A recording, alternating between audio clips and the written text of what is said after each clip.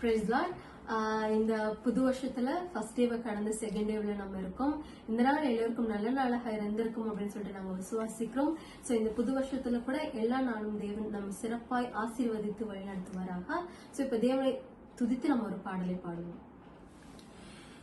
இதோ மனிதர்கள் மத்தியில் வாசம் செய்பவரே, எங்கள் நடுவிலே வசித்திட விரும்பிடும் தெய்வமே.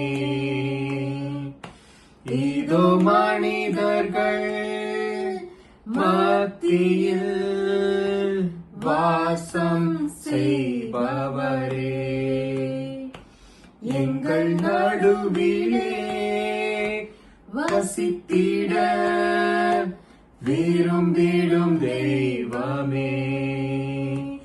உமக்கு சிங்காசனம் அமைத்திட உம்மை துதிக்கிறோம் இயேசுவே. பரிசுத்த அலங்காரத்துடனே உம்மை தொழுகிறோம் இயேசுவே. உமக்கு சிங்காசனம் அமைத்திட உம்மை துதிக்கிறோம் இயேசுவே.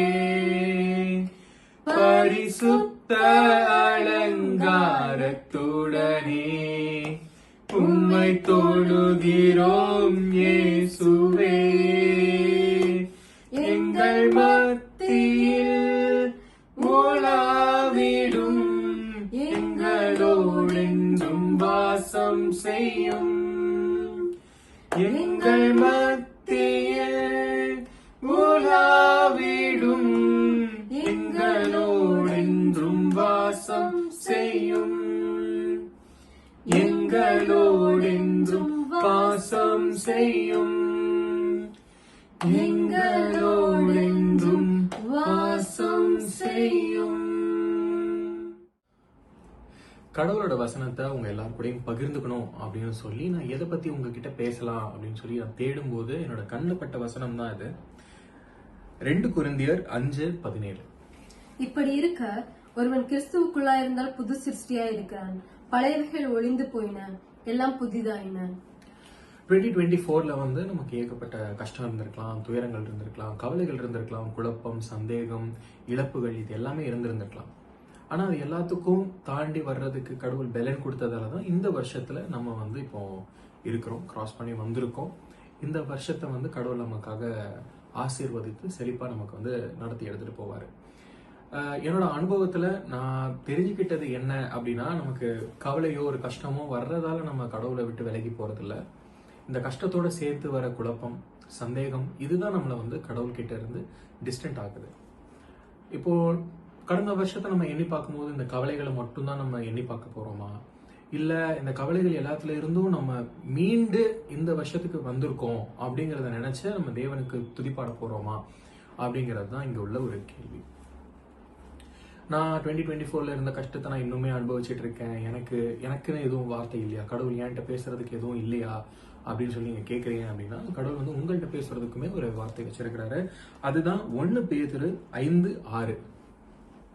ஆகையால் ஏற்ற காலத்தில் தேவன் உங்களை உயர்த்தும்படிக்கு அவருடைய பலத்த கைக்குள் அடங்கியிருங்கள்.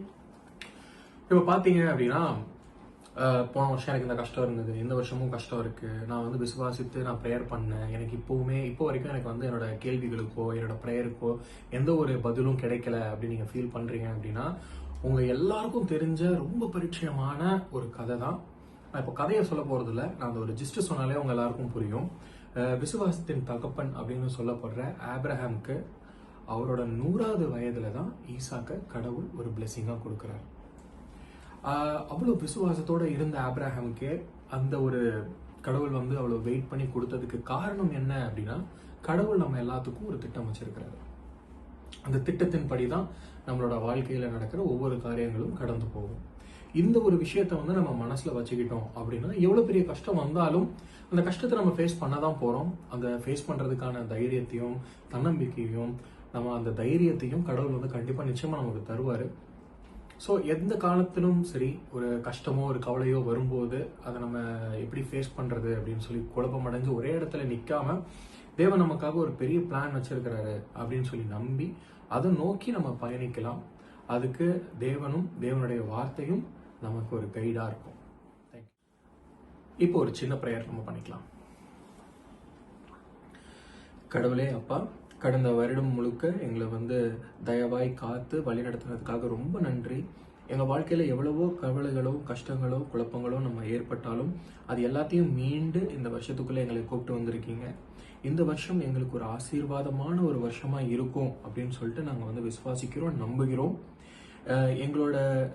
நாங்கள் உங்கள் மேலே வச்சிருக்கிற அந்த நம்பிக்கை எந்த விதத்திலையும் எந்த நேரத்திலும் சரி கொஞ்சம் கூட குறையாதபடி நாங்கள் முழுமையாக உங்களை பற்றி கொண்டு உங்களுடைய வார்த்தைகளை நம்பி நாங்கள் உங்களோடனே சேர்ந்து எங்களோட வாழ்க்கையில் பிரயாணம் பண்ணுறதுக்கு நீங்கள் தான் எங்களுக்கு கிருபை செய்யணும்.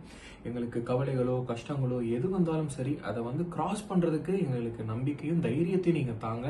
எங்கள் கூடவே இருங்க. நாங்கள் குழப்பமடைஞ்சு ஒரு இடத்துல இருக்கும்போது எங்களுக்கு கைட் பண்ணுங்க. நாங்கள் அடுத்து என்ன பண்ணணும் அப்படின்னு சொல்லிட்டு நீங்கள் எங்களுக்கு வழி நடத்துங்க.